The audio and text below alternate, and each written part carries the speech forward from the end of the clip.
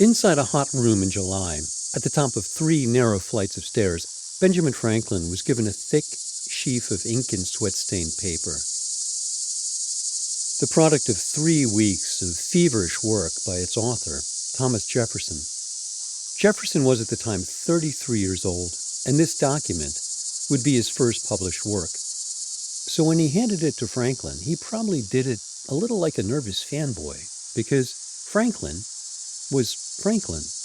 At this time, the summer of 1776, he was 70 years old, accomplished as an author, entrepreneur, scientist, diplomat to England. I mean, the list goes on.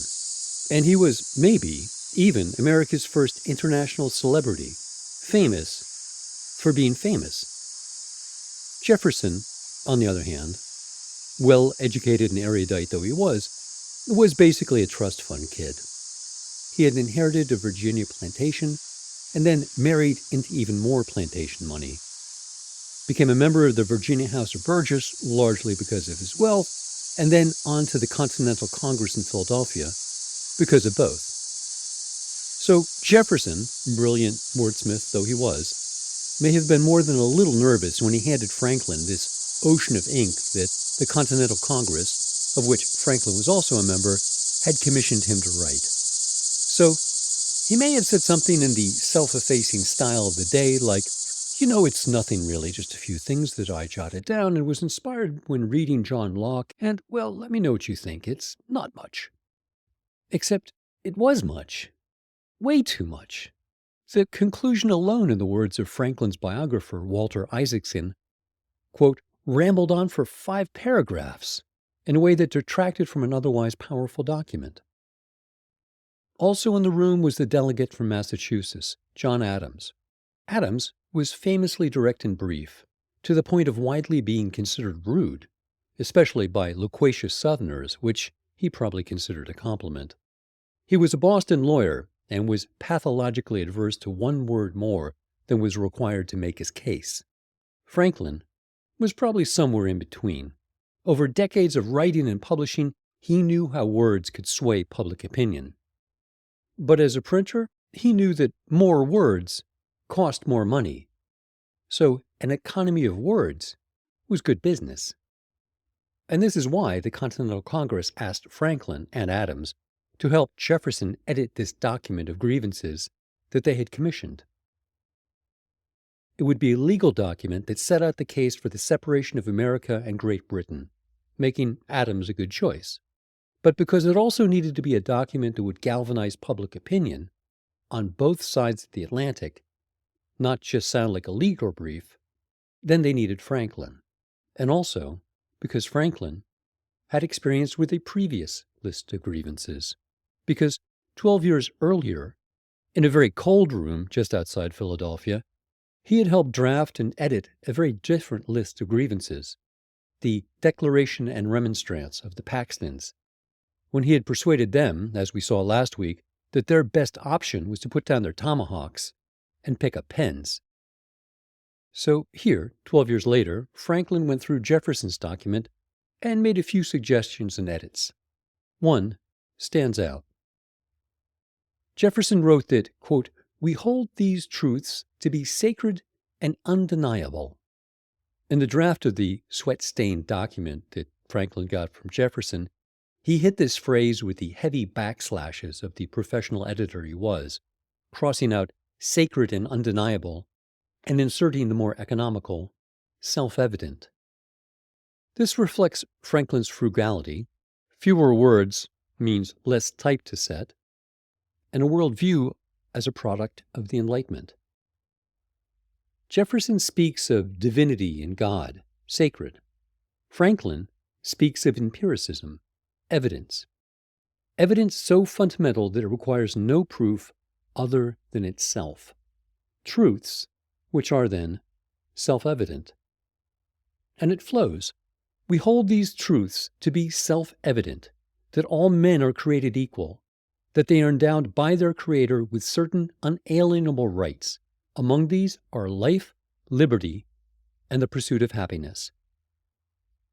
One of the most famous and foundational phrases in any document, certainly in America. and one of the most contentious. Because as this document later makes explicit, all men did not include all enslaved or native people. Like an earlier declaration that Franklin worked on, the Paxton's Declaration and Remonstrance, this Declaration of Independence also singled out Native Americans for scorn, contempt, and worse. Much worse. I'm Charles Stewart, and welcome to It's Not History, Episode 17, The Declarations. Last week, we watched as the murderous rabble known as the Paxtons, murderers who had on 2 days in December 1763 meticulously destroyed the settlement at Conestoga town and then tracked down and murdered its Native American inhabitants in the nearby town of Lancaster. And then snowballed in the winter of 1764 into an army of 500 who stumbled, drunkenly, towards Philadelphia, intending to kill the Moravian Indians who sheltered there as a main course, and then maybe a few Quaker settlers for dessert. And then how Benjamin Franklin, armed only with a pen, rode to meet that mob and had somehow persuaded them to pivot from active genocide to becoming a political movement, and helped them draft a manifesto known as the Declaration and Remonstrance. This week, we'll look in detail at these two documents and the men who put their names to them. Well, what I remember from the copy of the Declaration of Independence I picked up in Philadelphia on a 5th grade school field trip, and you probably do as well, is the soaring introduction that we outlined above. When in the course of human events it becomes necessary for one people to dissolve the bonds, etc., etc., etc. In fact, it is the Declaration of Independence, like the documents the Paxtons also wrote with the guidance of Franklin, a list of grievances. Jefferson's document has 23, and the Paxtons, more to the point and more economical, probably from the assistance of Franklin, has 9. Both came from a populace that felt unfairly burdened. The backcountry Presbyterian Scots-Irish in Paxton were the largely Anglican Quaker elite in Philadelphia. Both were directed towards a ruling establishment that they felt had failed in its duty toward the ruled. The king in London in the case of the Declaration of Independence, or in the case of the Declaration and Remonstrance, that same Anglican Quaker elite in Philadelphia and Lancaster.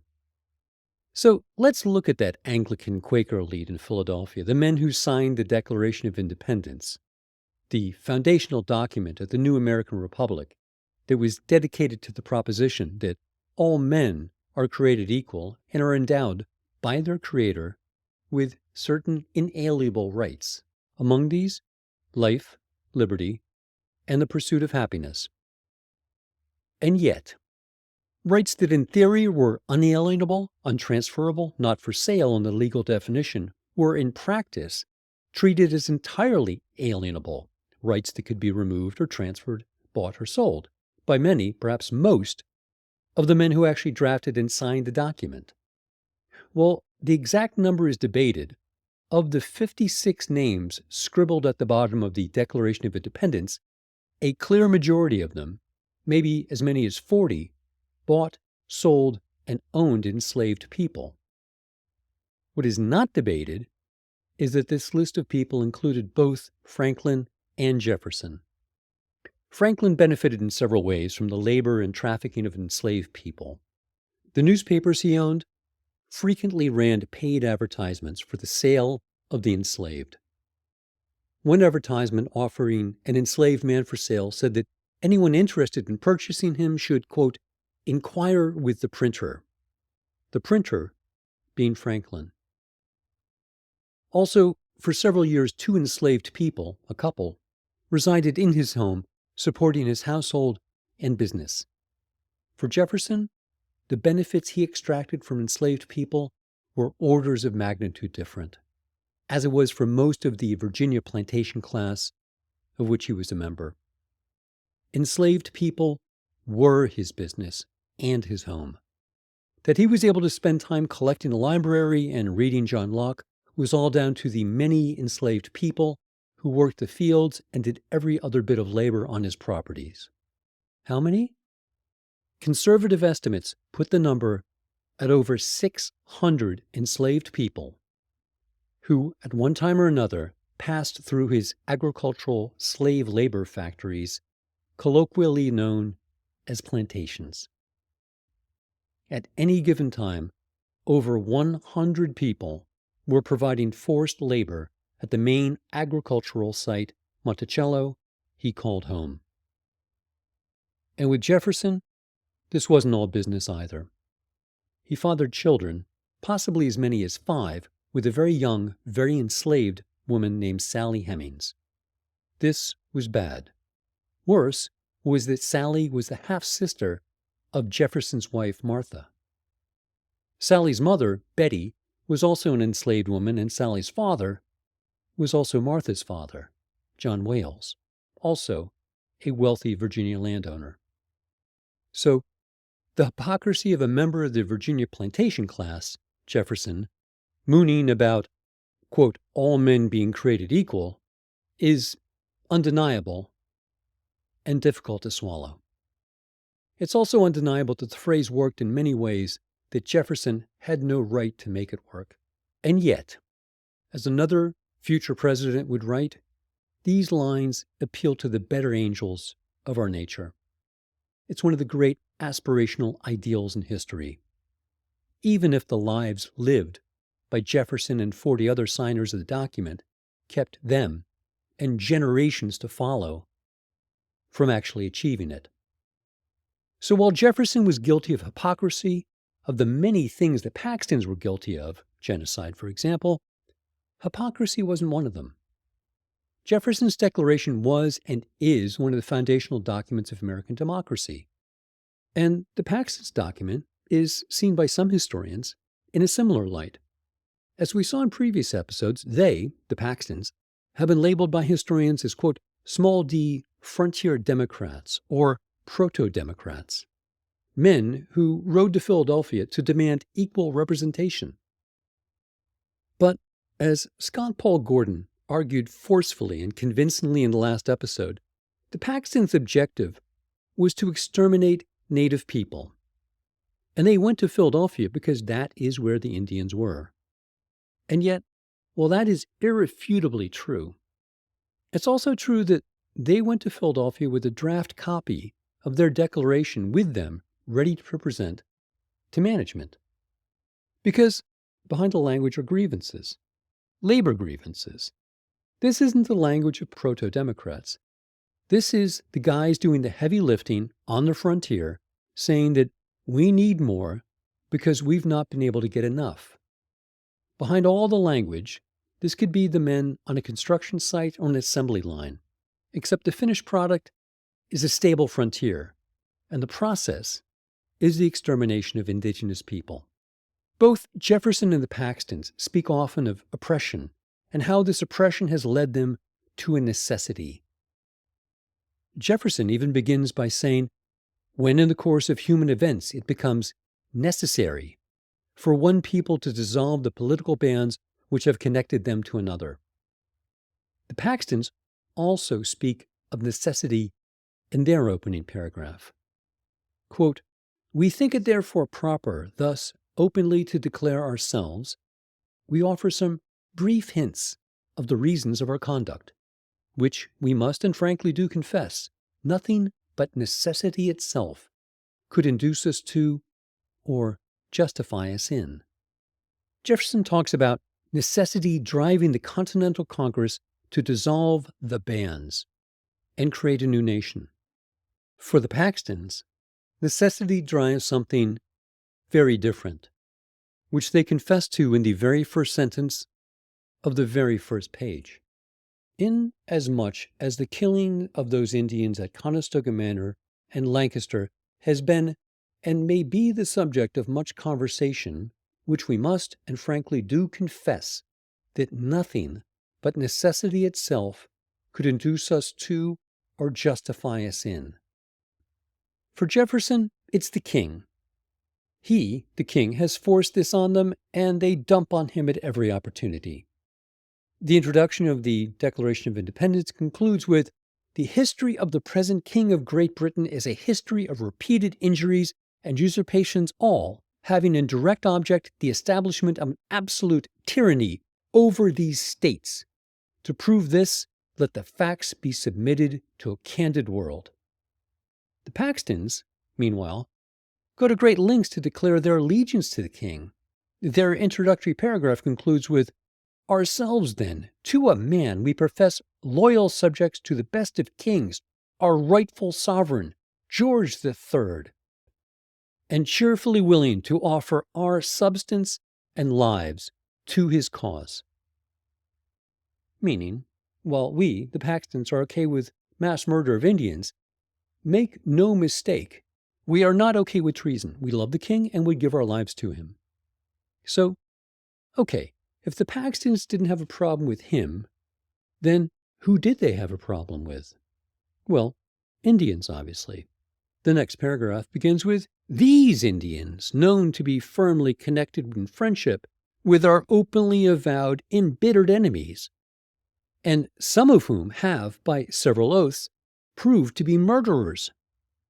So, no surprises here. Indian killers blaming Indians for their destruction because they were connected with the bad Indians. But wait, there's more. While the Paxtons make no effort to conceal their contempt and hatred of Indians, all Indians, at the same time it begins to become clear that for them, the Paxtons, Indians are behaving in a way that isn't a surprise. And in a bizarre way, they don't seem to blame the Indians, because the Indians, in their view, are just being Indians. The people that the Paxtons hold real contempt for are the enablers of the Indians, the tributaries to savages, as they put it, who have supported, quote, "those enemies to our king and country who would not grant his majesty's general one single farthing against a savage foe, and have been liberally open with public money, lavishly prostituted to hire at an exorbitant rate a mercenary guard to protect his majesty's worst of enemies, wherein they, who are most profuse towards savages, have carefully avoided having any part, when last summer the troops were raised for defense of the province. Such is our unhappy situation under the villainy, infatuation, and influence of a certain faction that have got the political rein in their hand and have tamely tyrannized over the other good subjects of the province." This is a lot. But the villainy, as the Paxtons see it, doesn't reside with the Indians. They're just being Indians. The villainy is located here in a certain faction that has the, quote, "political reins in its hands." If you recall from the last episode, Susanna Wright wrote of the Paxtons breathing vengeance, not towards Indians, but towards Israel Pemberton and other prominent Quakers who were, in their eyes, supporters of Indian rights, and in the eyes of the Paxtons, worse than Indians. White settlers, members of the team, who were enabling the enemy of the people. Enemies are bad, sure, but everyone knows that Indians will be Indians. But traitors? Traitors are beneath contempt. In the words of the Moravian minister Russmeyer, quote, "The Paxtons go to Philadelphia promising to bring back Quaker scalps." The Paxtons continue. Can it be thought strange that such a scene of treatment as this should awaken the resentment of a people grossly abused and unrighteously burdened, made dupes and slaves to Indians? It is this we are resolved to prosecute, though it is with great reluctance we are obliged to adopt a measure not so agreeable as could be desired, and to which extremity alone compels us. And so, here it is, the Paxtons' declaration of what they did and why they did it. Quote, "Necessity alone compelled them to adopt a measure not so agreeable as could be desired." Code for mass murder. Why? Because we were, quote, "made dupes and slaves to Indians. To be a people, the Paxtons, who lived on the margins of society, both physically and culturally, who lived in constant fear of Indians, and who saw them as less than what they were, of beneath contempt, of being subhuman, to be made a dupe and a slave to Indians would be the ultimate humiliation. What was the locus of this humiliation? The elite in Philadelphia, the Quakers. The real grievance isn't with the Indians, it's with the, quote, factions, read Quakers, who have supported them. Let's imagine a counterfactual to what happened in the winter of 1764. And imagine what would have happened had the Indians, in the words of Scott Cole Gordon, not been in Philadelphia, but in another nearby town, Reading or Carlisle. It's easy to imagine in this hypothetical scenario that the Paxtons would have gone there because the mission of the Paxton Rangers, and now the Paxton mob, was to kill Indians, and that's where the Indians were. But it's also easy to imagine that after collecting Indian scalps in Reading, that the Paxtons, true to their word, would have kept marching east to collect Quaker scalps as well.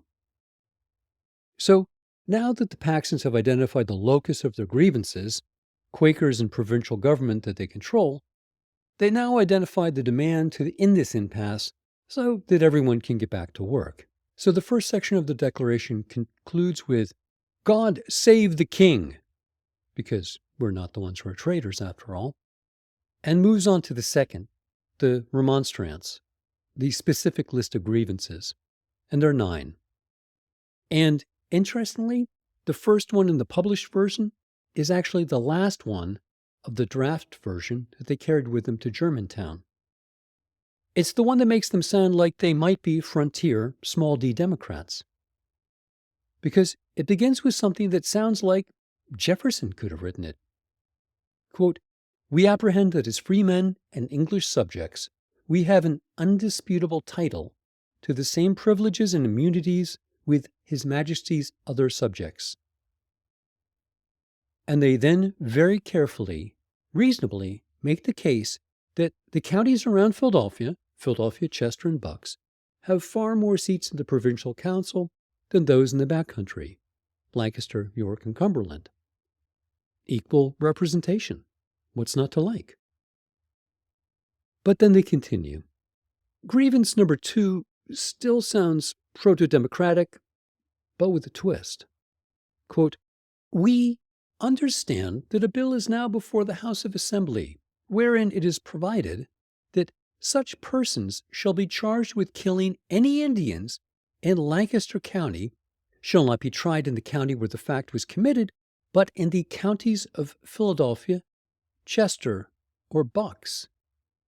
This is manifestly to deprive British subjects of their known privileges.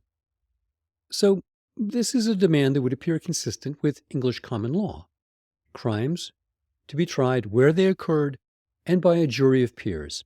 So, sensible, and also very self-serving. The Paxtons knew that if they were ever tried in Philadelphia, they would not get a jury of their peers, Scots-Irish Presbyterians, they would get a jury of English Quakers, and they would likely hang. Similarly, the government in Philadelphia knew that if they were tried in Lancaster by a jury of their peers, Scots-Irish Presbyterians, they would never be convicted. If you remember from the episode about the massacre of the Conestoga in Lancaster, the crowd in Lancaster murmuring that the dead Indians, quote, had it coming to them. The document continues to grievance number 3. And this is where the Paxtons return to form, rejoin the regularly scheduled program. In it, they list outrages committed by Indians, specifically Moravian Indians like those in Philadelphia, and how, even though they profess to be peaceful, they can't be trusted. But buried in all this is the Paxtons' justification for the killing of peaceful, non-threatening Conestoga and for trying to do the same to the Moravian Indians. This is their quasi-legal defense. Quote, in what nation under the sun was it ever the custom that when a neighboring nation took up arms, not an individual of that nation should be touched, but only the persons that offered hostilities? Who ever proclaimed war with part of a nation and not the whole? Who, indeed, has ever proclaimed war with part of a nation and not the whole? And here is the worldview of the backcountry they come from and the frontier that they see themselves as defending and expanding. All Indians are alike. If you're at war with one part of a nation, you are at war with all of that nation and any members of that nation wherever you find them. So therefore, to the Paxton logic, Indians in Lancaster are valid military targets. As valid as if they were fighting beside the French in the last war, because from the French and Indian War to Pontiac's uprising, war against native people continued unabated, and we the Paxtons are justified in treating those people as combatants, i.e., killing them. The fact that no custom of war, in practice then or now, ever recognized captive children as legitimate military targets shows just how disgustingly without merit this defense is. I doubt even they truly believed it. And in a feeble attempt to further justify the murders they came to commit but were prevented from doing, quote, "And to the Moravian Indians, there are strong grounds at least to suspect their friendship, as it is known, that they carried on correspondence with our enemies on the Great Island. We killed 3 Indians going from Bethlehem to the Great Island with blankets, ammunition, and provisions, which is undeniable proof that the Moravian Indians were in confederacy with our open enemies." Then they again point out that while we, the Paxtons, starve, the Indians of Philadelphia are being well maintained at great public expense. Quote, "That the Indians now at Philadelphia are His Majesty's perfidious enemies, and therefore to protect and maintain them at public expense, while our suffering brethren on the frontiers are almost destitute of the necessities of life, and are neglected by the public, is sufficient to make us mad with rage, and tempt us to do what nothing but the most violent necessity can vindicate." And tempt us to do what the most violent necessity. Again, Paxton's invoking necessity, and violent necessity at that.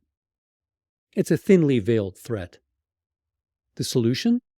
Quote, "We humbly and earnestly pray, therefore, that these enemies of His Majesty may be removed as soon as possible out of the province."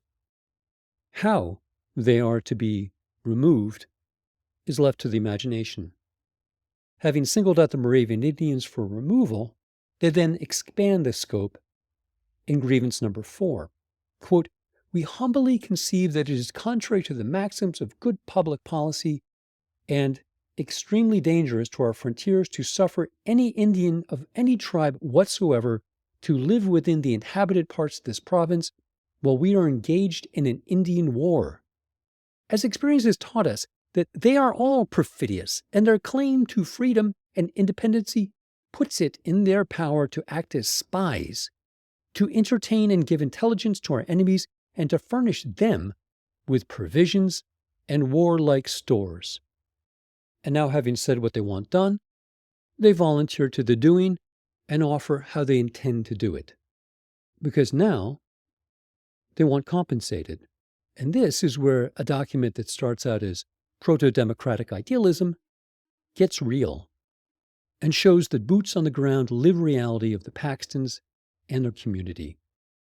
Grievance number 6 is short and to the point. In the late Indian War in this province, with others of His Majesty's colonies, gave rewards for Indian scalps, to encourage the seeking them in their own country as the most likely means of destroying or reducing them to reason. But no such encouragement has been given in this war, which has dampened the spirits of many brave men who are willing to venture their lives in parties against the enemy. We therefore pray that public rewards may be proposed for Indian scalps, which may be adequate to the dangers attending enterprises of this nature. The Praxtons could not be clearer. The way we want to accomplish all this is by destroying or reducing to reason the Native Americans in the province. But the doing requires doers. Previously, you, the government, paid for this, i.e. gave rewards for Indian scalps. But you, the government, stopped doing this. So this has, quote, dampened the spirit of many brave men, i.e. we've gone on strike.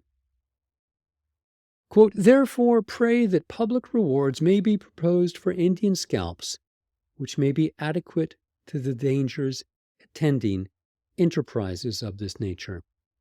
This, removing Indians, is hard, dangerous work. Start paying us again. And this is where the whole thing, to modern eyes and ears, gets batshit crazy. Murderers are protesting, not getting paid, and are offering to murder more if they get paid. You heard that right. This is their world. Grievance 7 is a trade embargo. Given that, quote, numbers of our nearest and dearest relatives are still in captivity among the savage heathen, we therefore earnestly pray that no trade may be carried on with them until our brethren and relatives are brought home to us. So, members of our community are being held captive by Indians, so do not trade with them until the prisoners, our brethren, are released. Grievance 8. The Quakers are helping our enemies behind our backs, counter to official pronouncements. We complain that a certain society of people in this province in the late Indian War, at several treaties held by the king's representatives, in defiance of all government, not only assisted our Indian enemies, but kept up a private intelligence with them, and publicly received from them a belt of wampum. No private subject can be hereafter permitted to treat with or carry on a correspondence with our enemies. We, the Paxton community, rangers, boys, murderers, are at war out on the frontier, while behind our backs a certain society, read Quaker leaders, are secretly communicating with the enemy. They, the Quakers, are spies and traitors. Then as now, this was a serious, potentially lethal, charge to be levied. Supporting, spying for the enemy was treason, and then as now, this was a capital crime. Something you hang for. And as they had made clear before and during their march, they came not just for Indian scalps, but for Quaker ones as well. Given all that, it's pretty clear that the Paxtons included this next to last grievance to lay out the foundation for what may come next. With an army of hundreds, no one could doubt that the Paxtons had the means to act as judge, jury, and executioner of these Quaker traitors. Final grievance, number 9, speaks to working conditions and support. Fort Augusta is worthless and needs to be overhauled. We cannot but observe with sorrow that Fort Augusta, which has been very expensive to this province, has afforded us but little assistance during this war. That the men who were stationed at that place neither helped our distressed inhabitants to save their crops, nor did they attack the enemies in their towns or patrol our frontiers. Meaning, our taxes are going to support this place, yet it's worthless. Fix it. And this is the very end of the only text of the only document that can reliably be attributed to the Paxtons themselves. And as we'll see in the next episode, many, many other people who claim to speak for them, to pick up the pen, if not the sword, in their defense, but for the Paxtons themselves, this is where they left off and went back to their farms and their shops and their fields. Meanwhile, Jefferson's declaration goes on for a long time, and most of the grievances, once you get past the John Locke and the rights of man stuff, become pretty practical as well, in a way that has to do with money. If the Paxtons are proto-democrats, proto-labor, then the Jeffersons are proto-capitalist. Not a surprise, given that these were the elite, the commercial and financial elite, of a new nation. It's worth remembering that all this came about because of money. Money that the British Crown had spent, gone broke spending, to defend the colonies during the 7 Years' War. Money that it thought it had every right to try and recoup through additional revenue streams, because America was, in fact, from a British perspective, undertaxed. Americans complained about taxation without representation, to which George III likely thought, if it wasn't for the money I've already spent, you'd all be speaking French right now. Taxation without representation sounds good in town halls, but in the hall of the State House in Philadelphia, where the Congress met, it was likely well understood to be code for taxation which is eating into our profit margins, especially for the perennial cash-strapped Virginia landowners like Jefferson. But at the very end of Jefferson's list of grievances is a final one. One that seems out of place and embarrassing today, given all the high-minded John Locke-inspired sentiments before it. A phrase that exists in the Declaration because of the precedent established by the Paxton's foundational doctrine and documents. A charge laid at the foot of George III. He has excited domestic insurrections amongst us and has endeavored to bring on the inhabitants of our frontiers, the merciless Indian savages, whose known rule of warfare is an undistinguished destruction of all ages, sexes, and conditions.